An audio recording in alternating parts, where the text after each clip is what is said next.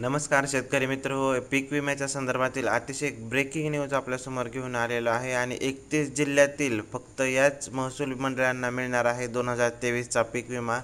जिल्ह्याच्या याद्या देखील आता जाहीर झालेल्या आहेत. काय आहे ही संपूर्ण माहिती आपण या व्हिडिओच्या माध्यमातून पाहणार आहोत. तत्पूर्वी तुम्ही चॅनलवरती पहिल्यांदाच आला असाल तर चॅनलला सबस्क्राईब करा.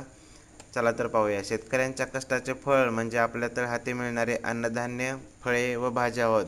परंतु नैसर्गिक आपत्ती, दुष्काळ, अतिवृष्टी, किडी कीटकांचा उपद्रव अशा कारणांमुळे अनेकदा शेतकऱ्यांना पिकांचे नुकसान होते.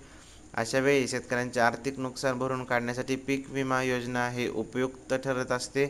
तर खरीप 2023मध्ये प्रचंड नुकसान देखील शेतकऱ्यांचे झालेले आहे. 2023च्या खरीप हंगामात मोठ्या प्रमाणात शेतकऱ्यांच्या पिकांचे नुकसान झाले होते. अतिवृष्टीमुळे काही भागात तर दुष्काळी परिस्थितीमुळे काही भागात पिकांचे मोठे नुकसान झाले. या नैसर्गिक आपत्तीमुळे राज्यातील अनेक शेतकऱ्यांना मोठा आर्थिक फटका हा बसलेला होता. तर त्यामुळे पीक विम्याची अत्यंत गरज होती. तर पीक विमा योजनेची अंमलबजावणी करण्याची सरकारची जबाबदारी असते. पीक विम्याची रक्कम शेतकऱ्यांना कमी खर्चात मिळते. या विमा रकमेमुळे शेतकऱ्यांना आपली उपजीविका सुरळीत राखता येते. म्हणूनच खरीप 2023मध्ये झालेल्या नुकसानीची भरपाई करण्यासाठी सरकारने पीक विमा वाटप प्रक्रियेला गती देण्याचा निर्णय आता घेतलेला आहे.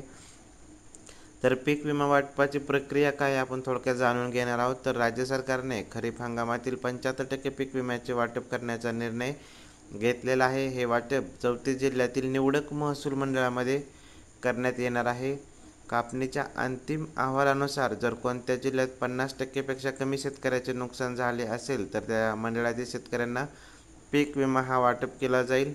तर पीक विम्याची ऑनलाईन प्रक्रिया शेतकऱ्यांना सोयीस्कर आहे. शेतकऱ्यांना ऑनलाईन अर्ज करावा लागेल. त्यासाठी शेतकऱ्यांनी आपला आधार क्रमांक, बँक खात्याची तपशील आणि पिकांची माहिती द्यावी लागेल. यामुळे पीक विम्याची रक्कम थेट शेतकऱ्यांच्या बँक खात्यातही जमा होणार आहे. तर हीच होती एक पीक विम्याच्या संदर्भातील अतिशय महत्त्वाची अपडेट. व्हिडिओ आवडला तर लाईक करा, चॅनलला सबस्क्राईब करा. धन्यवाद.